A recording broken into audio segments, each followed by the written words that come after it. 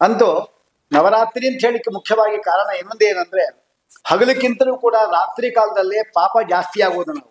ಯಾಕಂದ್ರೆ ಇವರೆಲ್ಲ ರಾಕ್ಷಸರು, ನಕ್ತಂಚರರು, ರಾತ್ರಿಯಲ್ಲಿ ಸಂಚಾರ ಮಾಡುವುದು ಜಾಸ್ತಿ. ಅವರು ರಾಕ್ಷಸರಿಗೆ ರಾತ್ರಿಯಲ್ಲಿ ಬಲ ಆಧಿಕ್ಯವೂ ಇದೆ. ಈ ಅನಾಚಾರಗಳನ್ನೇ ಮಹಿಷಾಸುರ, ಶುಂಭ ನಿಶುಂಭ, ಚಂಡ ಮುಂಡ, ರಕ್ತಬೀಜ ಅಂತ ನಾವೆಂದು ಕರೆದಿದ್ದಾರೆ.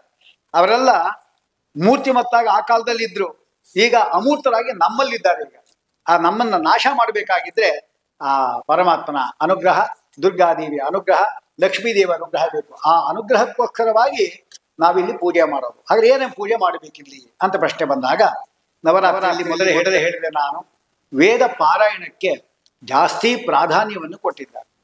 ಯಾಕೆಂದ್ರೆ ನಾವು ವೇದಾಧ್ಯಯನ ಮಾಡುವಿಕೆಯಿಂದ, ವೇದಗಳು ಅಂದ್ರೆ ಏನು? ಯಾವಂತಿ ವೇದವಾಕ್ಯಾನಿ ಪಠಿತಾನಿ ದ್ವಿಜಾತಿಭಿ ತಾವಂತಿ ಹರಿನಾಮಾನಿ. ಎಷ್ಟು ವೇದಗಳು ನೀವು ಹೇಳ್ತೀರೋ ಆ ಒಂದೊಂದು ಅಕ್ಷರವೂ ಕೂಡ ಪರಮಾತ್ಮ ಒಂದೊಂದು ನಾಮಧೇಯಗಳು. ನಾರಾಯಣ, ಕೃಷ್ಣ, ಗೋವಿಂದ ಅಂತ ಇದ್ದಂತೆ ಅಷ್ಟು ನಾಮವನ್ನು ಹೇಳಿದಾಗಾಯಿತು. ನಾಮಸ್ಮರಣೆ ಕೂತ್ಕೊಂಡು ಜಪ ಮಾಡಿದಾಗಾಯಿತು. ಅದ್ಭುತವಾದ ಪುಣ್ಯ ಎಂಬತಕ್ಕಂಥದ್ದು ಬರುತ್ತೆ. ಅದು ಹೇಳ್ತಾರೆ, ನವರಾತ್ರಿಯಲ್ಲಿ ಮಾಡತಕ್ಕಂಥ ವೇದ ಪಾರಾಯಣ, ಗಯಾ ಶಾಬ್ದಗಳು ಅದೇನಿದೆ ಅಂಥದ್ದು ಎಷ್ಟೋ ಇದಲ್ಲ, ಅದು ಯಾವುದೂ ಕೂಡ ಇದಕ್ಕೆ ಸಮಾನ ಆಗುವುದಿಲ್ಲ. ಆ ಪುಣ್ಯಗಳೆಲ್ಲ ಇಲ್ಲಿ ಬಂದೇ ಬರುತ್ತೆ. ಶ್ರೀ ಸೂಕ್ತ, ರಾತ್ರಿ ಸೂಕ್ತ, ಸರಸ್ವತಿ ಸೂಕ್ತ, ದುರ್ಗಾ ಸಪ್ತಶತಿ, ಚಂಡೀ ಶತಕ, ಇದೆಲ್ಲವನ್ನು ಕೂಡ ಪಾರಾಯಣ ಮಾಡಬೇಕು. ನಮಗಾಗ್ಲಿಲ್ಲ ಅಂದ್ರೆ ತೇಷಾಂಚ ವರ್ಣಂ ಕಾರ್ಯಂ ವೇದ ಪಾರಾಯಣಾಯ ವೈ. ಬೇರೆಯವ್ರಿಗೆ ಹೇಳಬೇಕು, ಬಂದು 9 ದಿವಸ ಪಾರಾಯಣ ಮಾಡ್ರಪ್ಪ ಅಂತ ಯಥಾಶಕ್ತಿ ಅವರಿಗೆ ವಸ್ತ್ರ ಗಿಸ್ತ್ರ ದಕ್ಷಿಣೆ ಕೊಟ್ಟು ಸಂತೋಷ ಪಡಿಸ್ಬೇಕು. ಇನ್ನು ಭಾಗವತ ಪಾರಾಯಣ ಹೇಳ್ತಾ ಇದ್ದಾರೆ. ಚತುರ್ವೇದ ಪಾರಾಯಣ ಎಂಬತಕ್ಕಂಥದ್ದು ಮಾಡಬೇಕು. ಅದರ ಜೊತೆಗೆ ಇನ್ನೊಂದು 2 ಬ್ರಾಹ್ಮಣರಿಂದ ಭಾಗವತ ದಶಮಸ್ಕಂದಾದಿಗಳು ಅಥವಾ ಮೊದಲಿಂದಲೂ ಕೂಡ ಭಾಗವತವನ್ನ ಪಾರಾಯಣ ಮಾಡಿಸಕ್ಕಂಥದ್ದು ವಿಹಿತವಾಗಿದೆ. ಪಠನಂ ಪಾಠನಂ ತಸ್ಯ ಚತುರ್ವೇದ ಸಮಂ ಭವೇತ್. ಭಾಗವತವನ್ನ ನಾವು ಪಠನ, ನಾವು ಓದೋದು, ಪಾಠನ ಓದಿಸೋದು, 4 ವೇದಗಳನ್ನು ಅರ್ಥಸಹಿತವಾಗಿ ಓದಿದ್ರೆ ಏನು ಪುಣ್ಯವೋ ಆ ಪುಣ್ಯ ಬರುತ್ತೆ ಅಂತ ಹೇಳ್ತಾ ಇದ್ದಾರೆ. ಇದಾದ ಮೇಲೆ 9 ದಿವಸದಲ್ಲಿ ಕುಮಾರಿಯರ ಪೂಜನೆ. ಈಗ ನಾನು ಮೊದಲೇ ಹೇಳ, ವಿಮಲ, ಉತ್ಕರ್ಷಿಣಿ, ಜ್ಞಾನ ಇತ್ಯಾದಿಗಳ 9 ಶಕ್ತಿಗಳು ಅಂತಿದೆ. ಆ ಶಕ್ತಿಗಳೇನಿದೆ ಆ ಎಲ್ಲ ಶಕ್ತಿಗಳು ಕೂಡ ಇಡೀ ಪ್ರಪಂಚದಲ್ಲಿ ಒಂದಲ್ಲ ಒಂದು ರೀತಿ ಆ ಶಕ್ತಿಗಳ ವ್ಯಾಪಾರ ನಡೀತಾ ಇರುತ್ತೆ. ಆದ್ರೆ ಆ ಶಕ್ತಿಯನ್ನು ತಿಳ್ಕೊಳ್ಳದೆ ನಾವು ಪರಮಾತ್ಮನ ಪೂಜೆ ಮಾಡೋದು ಅಂದ್ರೆ ಪರಮಾತ್ಮ ನಿಶಕ್ತ ಅಂತ ಆಯ್ತು. ಅದಕ್ಕೆ ಆ ಶಕ್ತಿಗಳನ್ನು ಪೂಜೆ ಮಾಡಲಿಕ್ಕೆ ಈ ಒಂದು ನವರಾತ್ರಿ ಅದ್ಭುತವಾದ ಒಂದು ಸಮಯ ಅದು. ಅದಕ್ಕಾಗಿ ಯಾವ ರೀತಿ ನಾವು ಪರಮಾತ್ಮನ ಪೂಜೆ ಮಾಡ್ಬೋದು, ಅವನ ಶಕ್ತಿನ ಜ್ಞಾಪಿಸ್ಕೋಬಹುದು. ಇಡೀ ಬ್ರಹ್ಮಾಂಡದಲ್ಲಿ ಇರತಕ್ಕಂಥ ಅಷ್ಟು ವಸ್ತುಗಳನ್ನು ಕೂಡ ನಾವು ಜಡ ವಸ್ತುಗಳಲ್ಲಿ, ಚೈತನ್ಯ ವಸ್ತುಗಳನ್ನ ಜಡ ವಸ್ತುಗಳಲ್ಲಿ ನಾವು ಚಿಂತನೆ ಮಾಡಿ ಅಲ್ಲಿರುವ ಪರಮಾತ್ಮನ ಶಕ್ತಿಯನ್ನು ಗುರುತಿಸ್ಕೋಬೇಕು.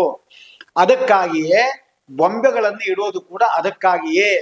ಬೊಂಬೆಗಳಲ್ಲಿ ಏನೇನು ಬೇಕೋ ಇಡಬಹುದು. ನೀವು ಬೇಕಾದ್ರೆ ದೊಡ್ಡ ದೊಡ್ಡ ಉದ್ಯಾನವನಗಳು ಮಾಡಿ ಅಲ್ಲಿ ಪ್ರಾಣಿಗಳನ್ನು ಇಡಬಹುದು. ಅಂದ್ರೆ ಪ್ರಾಣಿ ಪ್ರೇರಕ ಪರಮಾತ್ಮನೇ, ಉದ್ಯಾನ ಮತ್ತು ಕಾಡುಗಳನ್ನು ಬೆಳೆಸಿದ್ದು ಪರಮಾತ್ಮನೇ ಎಂಬತಕ್ಕಂಥ ಜ್ಞಾನ ಇರಬೇಕು. ಬೊಂಬೆಗಳಲ್ಲಿ ದೊಡ್ಡ 2 ಬೊಂಬೆಗಳು ಕೂಡಿಸುತ್ತಾರೆ, ಅದು ಲಕ್ಷ್ಮೀ ನಾರಾಯಣರು ಮೇಲೆ ಕೂಡಿಸುತ್ತಾರೆ. ಅರ್ಥ ಏನು? ಎಲ್ಲ ಈ ಒಂದು ಬೊಂಬೆಗಳೆಲ್ಲ ಪ್ರತಿನಿಧಿಯಾಗತಕ್ಕಂಥ ಯಾವ್ಯಾವ ವಸ್ತುಗಳು ಈ ಪ್ರಪಂಚದಲ್ಲಿ ಚೇತನ ರೂಪದಲ್ಲಿ ಇದೆಯೋ ಅದೆಲ್ಲವೂ ಕೂಡ ಆ ಮೇಲೆ ಇರತಕ್ಕಂಥ ಲಕ್ಷ್ಮೀ ನಾರಾಯಣರ ಅಧೀನ, ಪಾದದ ದಾಸರು ಎಂಬತಕ್ಕಂಥದ್ದು ಬರೋದೇ ಈ ಒಂದು ಬೊಂಬೆಗಳನ್ನು ಕೂಡಿಸಕ್ಕಂಥದ್ದು. ಅದನ್ನು ಎಷ್ಟು ಬೊಂಬೆ ಕೂಡಿಸಿದ್ರು ಕೂಡ ಅದಕ್ಕೆ ಅರ್ಥ ಇದೆ. ಕೆಲವು ಜಾಗ ಇರುವುದು ಅಂತ ಸ್ವಲ್ಪ ಕೂಡಿಸ್ತಾರೆ, ಆಯ್ತು ಪರವಾಗಿಲ್ಲ, ಅದು ಕೂಡ ಇದ್ದೇ ಇದೆ ಅಂತ ಹೇಳಬೇಕು. ಇನ್ನು ಈ ಬೊಂಬೆ ಕೂಡಿಸೋದು ಕೂಡ ಹಾಗೇನೆ. ಇದಲ್ಲದೆ ಏನ್ ಮಾಡ್ಬೇಕು ನಾವು ಅಂದ್ರೆ ಕುಮಾರಿಕಾ ಪೂಜನ ಅಂತ ಹೇಳ್ತಾ ಇದ್ದಾರೆ. ಕುಮಾರಿ ಅಂದ್ರೆ ಯಾರು? 2 ವರ್ಷದ ಕನ್ಯೆಯಿಂದ ಆರಂಭಿಸಿಕೊಂಡು 10 ವರ್ಷದ ಅವಧಿ ಇರತಕ್ಕಂಥ ಕನ್ಯೆಯರು ಮಾತ್ರ. 1 ವರ್ಷ ತಗೋಬಾರದು. 10 ವರ್ಷ ಆದ್ಮೇಲೆ ಅಂದ್ರೆ ಅವರು ರಜಸ್ವಲ ಆಗ್ತಾರೆ, ಅವರನ್ನು ತಗೋಬಾರದು. ಅದಕ್ಕೆ ಈ ಮಧ್ಯ ಇರತಕ್ಕಂಥವರನ್ನೇ ತಗೋಬೇಕು. ಅದಕ್ಕೆ 9 ಜನ ತಗೊಂತಾರೆ. ಆ 9 ಜನಕ್ಕೂ ಕೂಡ ಸರಿಯಾದ ಶಾಸ್ತ್ರದಲ್ಲಿ ಹೆಸರು ಕೂಡ ಕೊಟ್ಟಿದ್ದಾರೆ ಅವರಿಗೆ. ಇವರಿಗೆ ಮೊದಲೇ ನೋಡಿ ಕುಮಾರಿ, ಆದರೆ ಪಾಡ್ಯ ದಿವಸ ನಾವು ಕುಮಾರಿ ಎಂಬತಕ್ಕಂಥ 2 ವರ್ಷದ ಒಂದು ಮಗು ಏನಿರುತ್ತೆ ಅದಕ್ಕೆ ಮಂತ್ರಾಕ್ಷರ ತಲೆ ಮೇಲೆ ಹಾಕಿ ಆ ಮಗುವಿಗೆ ನಾವು ಕುಮಾರಿ ಅಂತ ಹೆಸರಿಟ್ಟು ಕುಮಾರಿಕಾಂ ದುರ್ಗಾಂ ಆವಾಹಯಾಮಿ ಅಂತ ಮಂತ್ರಾಕ್ಷತೆ ಹಾಕಿ ಆ ಮಗುವಿಗೆ ಏನೇನು ಕೊಡ್ತಿರೋ ಕೊಡ್ರಿ. ಬಳೆ ಕೊಡ್ರಿ, ಆಮೇಲೆ ಟೇಪ್ ಕೊಡ್ರಿ, ಆಮೇಲೆ ಜಡೆ ಬರುತ್ತಲ್ಲ ಅದು ಕೊಡ್ರಿ, ಬೇಕಾದ್ರೆ ವಸ್ತ್ರ ಕೊಡಿ, ಆಮೇಲೆ ಹಣ್ಣುಗಳು ಏನೇನು ಕೊಡ್ತೀರೋ ಅದೆಲ್ಲವೂ ಕೂಡ ಆ 2 ವರ್ಷದಲ್ಲಿ ಇರತಕ್ಕಂಥ ಆ ಕುಮಾರಿ ಎಂಬತಕ್ಕಂಥ ಯಾವ ದುರ್ಗಾದೇವಿ ಇದ್ದಾಳೆ ಅವಳ ಅನುಗ್ರಹ ನಿಮ್ಗಾಗತ್ತೆ. ಇದೆಲ್ಲ ನಮ್ಮಲ್ಲಿ ಕಡಿಮೆ. ನಾವೆಲ್ಲ ಏನ್ ಮಾಡ್ತೇವೆ, ಗೊಂಬೆಗಳನ್ನು ಕೂಡಿಸ್ಬಿಟ್ಟು ಸಾಯಂಕಾಲ ಎಲ್ಲ ಹೆಣ್ಣು ಮಕ್ಕಳೆಲ್ಲ ಬಂದಾಗ ಹಾಡುಗಳು ಹೇಳಿಸಿ ಕೊಟ್ಬಿಡ್ತೀವಿ. ಅದು ಕೂಡ ಒಂದು ರೀತಿ ಪೂಜೆನೇ. ಆದರೆ ಉತ್ತರ ಪ್ರದೇಶ ನೀವು ನೋಡಬೇಕು, ಆ ದ್ವಾರಕಾದಲ್ಲಿ ನೋಡಬೇಕು, ದಾರಿ ಎಲ್ಲೆಲ್ಲಿ ನೋಡಿದ್ರು ಕೂಡ ಕನ್ಯರು ಕಾಣಿಸ್ತಾನೆ ಇರ್ತಾರೆ. ಅವರೇ ಬಿಡೋದಿಲ್ಲ ನಮ್ಮಿಂದ. ಒಂದ್ಸರಿ ದುಡ್ಡು ಕೊಡ್ತೀವಿ ಗೊತ್ತಾದ್ರೆ ನಾವು ಎಲ್ಲಿ ಹೋದ್ರು ಅಲ್ಲೇ ಬರ್ತಾ ಇದ್ವಿ, 9 ದಿವಸ ಅಲ್ಲೇ ಬರ್ತಾ ಇರ್ತಾರೆ. ಹಾಗೆ ಆ ರೀತಿ ಪೂಜೆ ಅಲ್ಲಿ ನಡೀತಾ ಇರ್ತಲ್ಲ, ಅಲ್ಲಿ ಅದ್ಭುತವಾಗಿ ಪೂಜೆ ಎಲ್ಲ ಮಾಡ್ತಾರೆ ಅವರು, ಕ್ರಮಬದ್ಧವಾಗಿ ಮಾಡ್ತಾರೆ. ಇದು ಕುಮಾರಿ ಪೂಜೆ 2 ವರ್ಷದ್ದು. 3 ವರ್ಷದ್ದೇನಿದೆ ಅವಳಿಗೆ ತ್ರಿಮೂರ್ತಿನಿ ಅಂತ ಹೇಳ್ತಾರೆ. ಅವಳನ್ನು ಪೂಜೆ ಮಾಡಬೇಕು. 4ನೇ ವರ್ಷದ್ದು ಕಲ್ಯಾಣಿ, 5ನೇ ವರ್ಷದ್ದು ರೋಹಿಣಿ, 6ನೇ ವರ್ಷದ್ದು ಕಾಳಿ, 7ನೇ ವರ್ಷ ಚಂಡಿಕಾ, 8ನೇ ವರ್ಷದ್ದು ಶಾಂಭವಿ, 9ನೇ ವರ್ಷದ್ದು ದುರ್ಗಾ, 10ನೇ ವರ್ಷದ್ದು ಭದ್ರ. ಒಟ್ಟು 9 ಜನ ಆಯಿತು. ಈ 9 ಜನ ಕುಮಾರಿಕಾ ಪೂಜನ ಅಂತ ಹೆಸರು. ಅದನ್ನೇ ಹೇಳ್ತಾರೆ, ದ್ವಿವರ್ಷ ಕನ್ಯಕಾಂ ಆರಭ್ಯ 10 ವರ್ಷ ಅವಧಿ ಕ್ರಮಾತ್ ಪೂಜೆಯೇತ್ ಎಂಬುದಾಗಿ ಸ್ಪಷ್ಟವಾಗಿ ಹೇಳ್ತಾರೆ. ಇದರಿಂದ ಏನಾಗುತ್ತೆ, ಪೂಜೆ ಯಾಕೆ ಮಾಡ್ಬೇಕು ನಾವು ಅಂದ್ರೆ, ಕುಮಾರಿ ಪೂಜೆಯಿಂದ ದುರ್ಗಾದೇವಿ ಸಂತೋಷ ಪಡೋದ್ರಿಂದ ಅಷ್ಟ ವಸುಗಳು, ಏಕಾದಶ ರುದ್ರರು, ದ್ವಾದಶ ಆದಿತ್ಯರು, ನಮ್ಮ ಪಿತೃಗಳೆಲ್ಲ ಸಂತೋಷ ಪಡ್ತಾರಂತ ನೋಡಿ. ಯಾಕೆಂದ್ರೆ 10 ವರ್ಷದಳು ಪಾಪ ಏನು ಅಂತ ಒಂದು ಬುದ್ಧಿ ಏನು ಅವ್ರಿಗೇನು ಹಾಗೆ ಬೆಳೆದಿರೋದಿಲ್ಲ ಅಂಥವ್ರು, ಎಲ್ಲ ಮುಗ್ಧವಾದ ಸ್ವಭಾವವುಳ್ಳವರು. ಅವರಲ್ಲಿ ದುರ್ಗಾದೇವಿ ಬೇಗ ಬರ್ತಾರೆ, ಕರೆದುಕೊಳ್ಳೆ ನಮಗೆ ಅನುಗ್ರಹ ಪಡ್ಕೋಬೇಕು ಅಂತಿದ್ದು ಇಂಥ ಚಿಕ್ಕ ವಯಸ್ಸಲ್ಲಿ ಮಾಡಬೇಕು. ದೊಡ್ಡವರಲ್ಲಿ ಏನೇನೋ ಮನಸ್ಸಲ್ಲಿ ಕಲ್ಮಶಗಳಿರುತ್ತೆ, ದುರ್ಗಾದೇವಿ ಅಷ್ಟು ಬೇಗ ಬಂದು ಸೇರೋದು ಕಷ್ಟ. ಅದಕ್ಕೆ ಈ ಕುಮಾರಿಯನ್ನು ಆಸ್ಕೊಂಡಿದ್ದಾನೆ. ಅದೇ ಹೇಳ್ತಾ ನೋಡಿ, ಸರ್ವೇತೆ ಪೂಜಿತಾಸ್ತೇನ ಕುಮಾರಿಯೋ ಏನು ಪೂಜಿತಾ. ನವರಾತ್ರಿಯಲ್ಲಿ ಕಡೆ ಪಕ್ಷ ಒಬ್ಬ ಕನ್ಯನ್ ಪೂಜೆ ಮಾಡಿದ್ರು ಕೂಡ ಸಾಕು, ಊಟ ಮಾಡಿಸಿದ್ರು ಸಾಕು, ತಿಂಡಿ ತಿನಿಸು ಭಕ್ಷ್ಯ ಕೊಟ್ಟರು ಸಾಕು, ಐಶ್ವರ್ಯಾದಿಗಳನ್ನು ಹೊಂದಬಹುದು ಎಂಬುದಾಗಿ ಪುರಾಣ ಹೇಳ್ತಾ ಇದೆ. ಏಕಾಂ ಕನ್ಯಾಂ ಭೋಜಯಿತ್ವ ಐಶ್ವರ್ಯಂ ಲಭತೆ ನರಹ. ಆದ್ದರಿಂದ ನವರಾತ್ರಿಯಲ್ಲಿ 9 ದಿವಸ ಪೂಜೆ ಮಾಡಕ್ಕಾಗಲ್ಲ ಅಂತ ಆದರೆ 3 ದಿವಸ ಮಾಡ್ಬೋದು ಬೇಕಾದ್ರೆ. ಕಡೇ 3 ದಿವಸ ಅಂದ್ರೆ ವಿಜಯದಶಮಿ, ಆಮೇಲೆ ಮಹಾನವಮಿ, ದುರ್ಗಾಷ್ಟಮಿ ಅದು ಮಾಡ್ಬೋದು. ಅಥವಾ ಅನುಕೂಲ ಆಗುತ್ತೆ 2 ದಿವಸ ಆಮೇಲೆ ತಗೊಳ್ಳೋದು, ಅಂದ್ರೆ ಸಪ್ತಮಿ ಮತ್ತು ಅಷ್ಟಮಿ, ಸಪ್ತಮಿ ಮತ್ತು ಷಷ್ಠಿ ಅದು ತಗೊಳ್ಳೋದು. ಇದಕ್ಕೇನು ಹೇಳ್ತರು, ಪಂಚರಾತ್ರ ಪೂಜಾ ಅಂತ ಹೇಳ್ತರು. ತ್ರಿರಾತ್ರ ಪೂಜಾ, ಪಂಚರಾತ್ರ ಪೂಜಾ, ತ್ರಿರಾತ್ರೋತ್ಸವ, ಪಂಚರಾತ್ರೋತ್ಸವ. 7 ದಿವಸ ಇತ್ತು ಅಂತ ಹೇಳಿದ್ರೆ ಸಪ್ತರಾತ್ರೋತ್ಸವ. 10 ದಿವಸ ನೀವು ಮಾಡೋದಾದ್ರೆ ದಶರಾತ್ರೋತ್ಸವ ಅಂತ ಆಗತ್ತೆ. ಕುಮಾರಿಕಾ ಪೂಜೆಯ ಫಲವನ್ನು ಸ್ಪಷ್ಟವಾಗಿ ಹೇಳ್ತಾರೆ. ಪೂಜಕ ಯಾರು ಪೂಜೆ ಮಾಡ್ತವನಿಗೆ ದಾರಿದ್ರ್ಯ ನಾಶ ಆಗತ್ತೆ. ಅವನ ಬರತಕ್ಕಂಥ ಏನೇ ದುಃಖಗಳಿದೆ ಅದೆಲ್ಲ ಪರಿಹಾರ ಮಾಡ್ತಾರೆ ದುರ್ಗಾದೇವಿ. ಶತ್ರುಗಳು ನಮ್ಗೆ ಯಾರಿರ್ತಾರೆ ಅವರೆಲ್ಲ ಕಡೆಗಣಿಸ್ತಾರೆ. ಅಲ್ಲದೆ ಆಯುಷ್ಯು ಬಲವೃದ್ಧಿ ಜಾಸ್ತಿ ಆಗುತ್ತೆ. ಅದಕ್ಕೋಸ್ಕರ ಇಷ್ಟಿದೆ. ಅದಕ್ಕೆ ಆಯುಷ್ಯ ಬಲವೃದ್ಧತ್ವಂ ಕುಮಾರಿಂ ಪೂಜೆಯನ್ನರಹ ಅದು ಪಟ್ಟಿ ಕೊಟ್ಟಿದ್ದಾರೆ. ಒಬ್ಬೊಬ್ಬರು ಪೂಜೆ ಮಾಡಿ ಏನೆಲ್ಲ ಲಾಭ ಅಂತ. ಕುಮಾರಿಕಾ ಪೂಜೆ ಮಾಡಿಸಿದ್ರೆ ಆಯುರಭಿವೃದ್ಧಿ ಅಂತೆ. 3 ವರ್ಷದ ಕುಮಾರಿ ಪೂಜೆ ಮಾಡಿದ್ರೆ ಅಪಮೃತ್ಯು ವ್ಯಾಧಿ ಪರಿಹಾರ ಅಂತೆ. 4 ವರ್ಷದಾದ್ರೆ ಧನಧಾನ್ಯ ಆರೋಗ್ಯ ಪುತ್ರ ವೃದ್ಧಿ ಅಂತ ಹೇಳ್ತಾ ಇದ್ದಾರೆ. 5 ವರ್ಷದ ಕುಮಾರಿ ಮಾಡಿದ್ರೆ ಆರೋಗ್ಯ ಧನ ಮತ್ತು ಕೀರ್ತಿ. 6 ವರ್ಷದ್ದು ವಿದ್ಯಾಪ್ರಾಪ್ತಿ, ಜಯ, ರಾಜ್ಯ ಪ್ರಾಪ್ತಿ. 7 ವರ್ಷದ್ದು ಯುದ್ಧದಲ್ಲಿ ಜಯ. 8 ವರ್ಷದ ಕುಮಾರಿ ಮಹಾಪಾಪನಾಶ ಮತ್ತು ಶತ್ರುನಾಶ. 9 ವರ್ಷ ಕುಮಾರಿ ಭಯಂಕರ ದುಃಖ ನಾಶ. 10 ವರ್ಷದ ಕುಮಾರಿ ಸೌಖ್ಯ ಸುಖ ಸೌಖ್ಯ ಪ್ರಾಪ್ತಿ. ನೋಡಿ ಹೀಗೆ ಹೇಳಿದ್ದಾರೆ. ಯಶಸ್ ಕಲ್ಯಾಣಂ ಪೂಜೆ ನಿತ್ಯಂ ಕಲ್ಯಾಣ ಫಲವೃದ್ಧಯೇ ಎಂಬುದಾಗಿ. ಇದೆಲ್ಲರೂ ಕನ್ಯೆ ಅಂದ್ರೆ ಅಷ್ಟೇನೆ, ರಜಸ್ವಲೆ ಆಗದೇ ಇರತಕ್ಕಂಥ ಕನ್ಯೆ. ಏವಂ ಕ್ರಮೇಣ ಪೂಜ್ಯ ನಾ ಯಾವತ್ ಪುಷ್ಪಂ ನ ದೃಶ್ಯತೆ. ಪುಷ್ಪ ಅಂದ್ರೆ ರಜಸ್ವಲೆ ಆಗಿರೋದು, ಅದಿಲ್ಲದೆ ಇರತಕ್ಕಂಥ ಕನ್ಯೆ ಪೂಜೆ ಮಾಡಬೇಕು ಅಂತ. ಇನ್ನು ಬೊಂಬೆ ಇಡೋದು ಅಂತ ಅವತ್ತೇ ನಾವು ಇಡ್ತೇವೆ. ನಾವು ನವರಾತ್ರಿ ದಿವಸ ಪ್ರತಿಪತ್ತಿನಿಂದ ಆರಂಭಿಸಿ ದಶಮಿಯವರೆಗೂ ಕೂಡ ಬೊಂಬೆಗಳಿರ್ತಕ್ಕಂಥ ಪದ್ಧತಿ ಇದೆ. ಕಲಶವನ್ನು ಸ್ಥಾಪನೆ ಮಾಡಿ ಆ ಬೊಂಬೆಯಲ್ಲಿ ಲಕ್ಷ್ಮೀ ನಾರಾಯಣ ದೇವರನ್ನು ಆವಾಹನೆ ಮಾಡಿ ಅವನ ಆಡಳಿತಕ್ಕೆ ಒಳಪಡತಕ್ಕಂಥ ಎಲ್ಲ ವಸ್ತುಗಳನ್ನು ಕೂಡ ಬೊಂಬೆ ಪ್ರತಿರೂಪಗಳಲ್ಲಿ ಇರಿಸಿ ಚಿಂತಿಸಿ ಪೂಜೆ ಮಾಡೋದು. ಅದಕ್ಕೆ ಬೊಂಬೆಗಳಲ್ಲಿ ದಶಾವತಾರ ಬರುತ್ತೆ. ಪರಮಾತ್ಮ 5 ಜ್ಞಾನಿ ಅಂದರೆ ಅದು ಕರ್ಮೇಂದ್ರಿಯ ಒಂದು ನಿಯಾಮಕನಾಗಿ ಪರಮಾತ್ಮ ಅದರಲ್ಲಿ ಪೂಜೆ ಮಾಡ್ತಾನೆ ತಿಳ್ಕೋಬೇಕು. ವಿವಿಧ ಧಾನ್ಯಗಳು ದೊಡ್ಡ ಅಂಗಡಿ ಇಟ್ಟಂಗೆ ಇಟ್ಟುಬಿಡೋದು, ಅದೆಲ್ಲ ಧಾನ್ಯದಲ್ಲಿ ಪರಮಾತ್ಮನೇ ಇದ್ದಾನೆ ಅಂತ ಹೇಳಬೇಕು. ರಾಗಿಯ ಪೈರು, ಉದ್ಯಾನವನ, ಪಕ್ಷಿಗಳು, ಪಶು ಪಕ್ಷಿಗಳು, ಕವಡೆಗಳು, ಕವಡೆ ಹಾಕಿಡಬೇಕು ಅಂದರೆ ಕವಡೆಗಳೆಲ್ಲ ಸಮುದ್ರದ ಸಿಗೋದು, ಅದೆಲ್ಲ ಒಂದೊಂದು ಪ್ರಾಣಿಗಳ ಒಂದು ಚರ್ಮ, ಅದು ವಸ್ತುತ ಮೇಲ್ ನೋಡಿದ್ರೆ ಶಂಕ ಇದ್ದ ಹಾಗೆ. ಅದೆಲ್ಲವೂ ಕೂಡ ಪರಮಾತ್ಮ ಸೃಷ್ಟಿ ಮಾಡಿ ರಕ್ಷಣೆ ಮಾಡ್ತಾ ಇದ್ದಾನೆ ಎಂಬುದು ಆ ಚಿಂತನೆ ಬರುತ್ತೆ. ಮರದ ಬೊಂಬೆ, ಎಲ್ಲ ಗಿಡ ಮರಗಳೂ ಕೂಡ ಪರಮಾತ್ಮನ ಅಧೀನವಾದದ್ದು.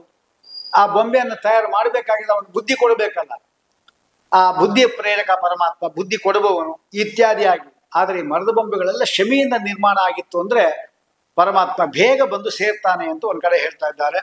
ಅಂತೂ ಈ ಜಡ ಬೊಂಬೆಗಳಂತೆ ಇರತಕ್ಕಂಥ ಈ ಮಾನವರನ್ನ, ಅಷ್ಟಾಗಿ ಸಮಸ್ತ ಬ್ರಹ್ಮಾಂಡವನ್ನ ತನ್ನ ಅಂಕೆಯಲ್ಲಿ ಇಟ್ಕೊಂಡು ಜಗನ್ನಾಟಕ ಸೂತ್ರಧಾರಿಯಾಗಿ ವ್ಯವಹಾರ ಮಾಡತಕ್ಕಂಥ ಶಕ್ತಿಯೇ ಈ 9 ವಿಧವಾದ ಶಕ್ತಿ ಅಂತ ನಾವು ತಿಳ್ಕೋಬೇಕು.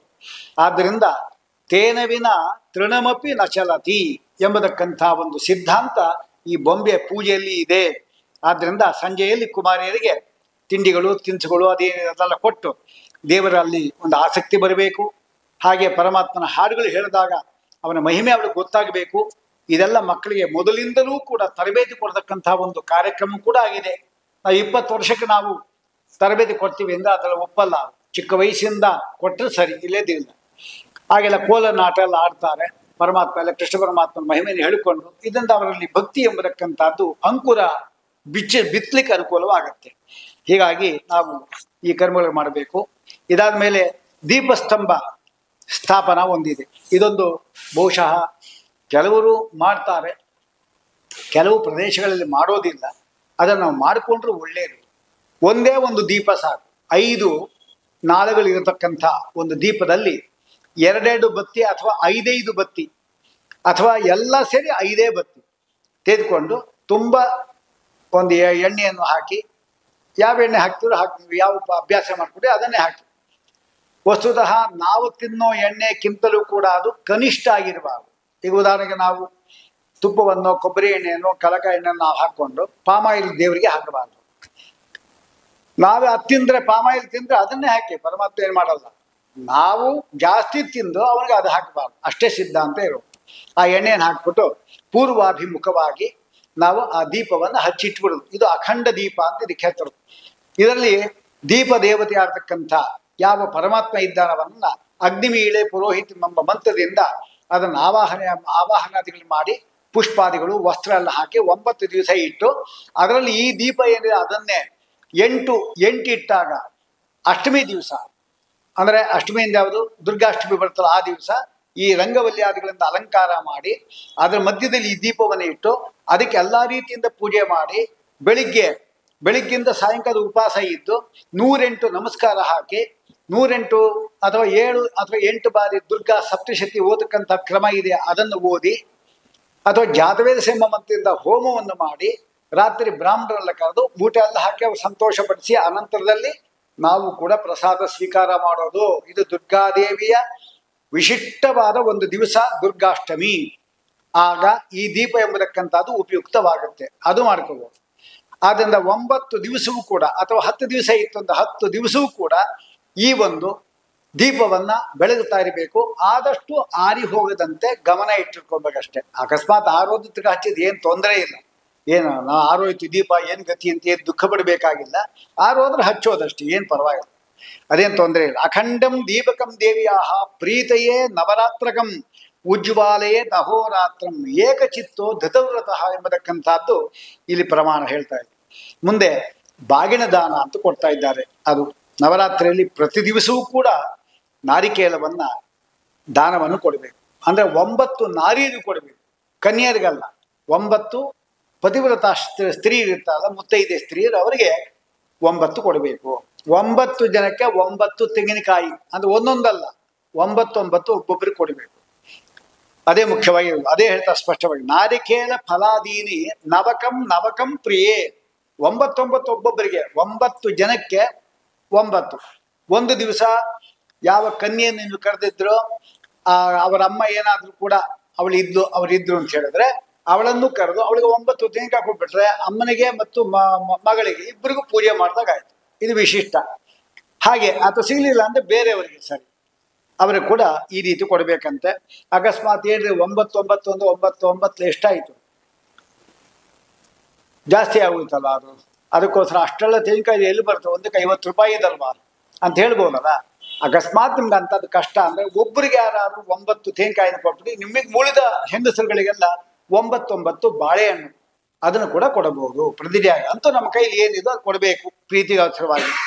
ಆಮೇಲೆ ಬಾಗಿನ ದಾನ ಎಂಬುದಕ್ಕಂಥದ್ದು ಮುಖ್ಯವಾಗಿ ನಾವು ಈ ಕಾಲದಲ್ಲಿ ಕೊಳ್ಳೇಬೇಕು. ಕಡೆ ಪಕ್ಷ 9 ಜನಕ್ಕೆ ಆಗಲಿ ಇದ್ರೂ ಕೂಡ ಒಬ್ಬರಿಗಾದ್ರೂ ನಾವು ಕೊಡಬೇಕು. ಅವ್ರು ಹೇಳ್ತಾರೆ, ವಂಶಪಾತ್ರಾಣಿ ವಸ್ತ್ರಾಣಿ ಭಕ್ಷಭೋಜ್ಯಾಧಿಕಾನಿ ಚ ಸೌಭಾಗ್ಯ ಪಾತ್ರಾಣಿ ಅಥವಾ ಕುಂಕುಮ ಪ್ರಭೃತೀನಿ. ಕುಂಕುಮ ಭರಣಿಗಳು ಮರದ್ದು ಅಥವಾ ಬೆಳ್ಳಿದೋ ಅಥವಾ ಯಾವುದಾದ್ರು ಬೇರೆ ಮೆಟಲ್ ಇರುತ್ತೆ ಅದರದ್ದು ಕೊಡಬೇಕು. ಯಾಕೆ? ದುರ್ಗಾದೇವಿ ಪ್ರೀತಾಮ್ಮೆ ಇತ್ಯುಕ್ತವ ವಿಧಿವದ್ದದೇ, ವಿಧಿವತ್ತಾಗಿ ದುರ್ಗಾದೇವಿ ಪ್ರೀತಳಾಗಲಿ ಅಂತ ಹೇಳಿ ಕೊಡಬೇಕು ಅಂತ ಹೇಳ್ತಾ ಇದ್ದಾರೆ. ಆ ವಂಶ ಪಾತ್ರ ಇದರ ಅದು ಬಿದಿರಿಂದ ಆಗಿರಬೇಕು. ಅದರಲ್ಲೆಲ್ಲ ವಸ್ತುಗಳೆಲ್ಲ ಬಾಗಿನ ಇಟ್ಟು ಅದರಲ್ಲಿ ತಾಂಬೂಲ ಕೂಡ ಇಟ್ಟು ದಕ್ಷಿಣೆ ಇಟ್ಟು ಅದರಲ್ಲಿ ವಸ್ತ್ರ ಅನುಕೂಲ ಇದ್ದರೆ ವಸ್ತ್ರ ಸೀರೆ ಎಲ್ಲ ಇಟ್ಟು ಅನಂತರ ದುರ್ಗಾದೇವಿ ಅವಳಿಗೆ ಅರ್ಪಣೆ ಮಾಡಿ ಮೊದಲು ಅನಂತರ ಅವಳನ್ನ ಪೂರ್ವಾಭಿಮುಖವಾಗಿ ಕೂರಿಸಿ ತಾನು ಮಾತ್ರ ಈಶಾನ್ಯಾಭಿಮುಖ ಅಂದ್ರೆ ಈಶಾನ್ಯ ಅಂದ್ರೆ ಪೂರ್ವ ಏನಿದೆ ಅದರ ಎಡಭಾಗ. ನಾವು ಪೂರ್ವಾಭಿಮುಖ ಇದ್ವಿ ಅಂದ್ರೆ ನಮಗೆ ಮೂಲೆ ದಿಕ್ಕು, ಅದು ದೇವ ಮೂಲೆ ಅಂತ ಕರೆಯೋದು. ಆಗ ಆ ದಿಕ್ಕಿನಲ್ಲಿ ನಾವಿದ್ಕೊಂಡು ಅವಳಿಗೆ ವಂಶಪಾತ್ರೆಯನ್ನು ದಾನ ಮಾಡಬೇಕು. ಇದರಿಂದ ರಜಸ್ವಲ ನಿಯಮದಲ್ಲಿ ಯಾವುದು ತೊಂದರೆ ಆಗಿದ್ರೆ ಅದೆಲ್ಲ ಈ ಬಾಗಿನ ಎಂಬತಕ್ಕಂಥದ್ದು ಪರಿಹಾರ ಮಾಡುತ್ತೆ. ಅದಕ್ಕಾಗಿಯೂ ಕೂಡ ಇದನ್ನು ನಾವು ಸಂಕಲ್ಪ ಮಾಡಿ ಕೊಡಬೇಕು. ಇನ್ನ ನವರಾತ್ರ ವ್ರತ ಅಂತಿದೆ, ಅದನ್ನು ಇಲ್ಲಿ ಹೇಳ್ತಾ ಇದ್ದಾರೆ. ಪ್ರತಿಪತ್ತಿನಿಂದ ಹಿಡಿದು 9 ದಿವಸಗಳ ಕಾಲ ಕೇಶ ಸಂಸ್ಕಾರ ವಸ್ತುಗಳು. ಕೇಶ ಸಂಸ್ಕಾರ ವಸ್ತುಗಳು ಅಂದ್ರೆ ಏನು? ಕೂದಲನ್ನ ಸಂಸ್ಕಾರ ಮಾಡ್ಕೊಳ್ಳತಕ್ಕಂಥ ವಸ್ತುಗಳು. ಅದು ಬಾಚಣಿಗೆ ಆಗಿರ್ಬೋದು, ಅದು ಯಾವ್ದಾವುದೋ ಪ್ಲಾಸ್ಟಿಕ್ ಎಲ್ಲ ಕೊಡಬಾರದು. ದಂತದ್ದು ಕೊಡಬಹುದು, ಆನೆ ದಂತೇನು ಮಾಡಿರ್ತಾರೆ, ಅದು ಸ್ವಲ್ಪ ಬೆಲೆ ಜಾಸ್ತಿ ಇರುತ್ತೆ, ಅದು ಕೂಡ ನೋಡಿ ಕೊಡಬೇಕು ಅದನ್ನ.